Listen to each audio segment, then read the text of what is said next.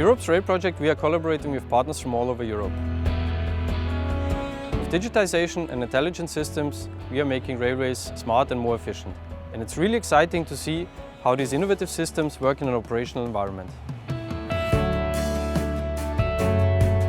We're installing sensors at highly loaded components of the turnout to monitor the health state in real time. With these sensors, we can detect wear and faults before they lead to traffic disruptions. And with this data, operators can plan their maintenance activities and interventions precisely and increase the availability and safety of the entire network.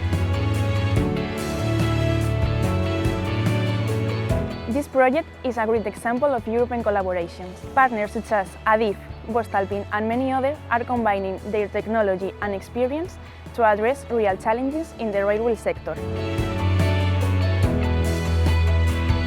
The first data is already in the system. We can now observe condition trends and load peaks in real time. This allows us to take targeted action, saving time, resources and improve reliability. We are very proud of the progress we made together. The Europe's Rail project shows how European collaboration and innovation help building a smarter, safer and cleaner future for all of us.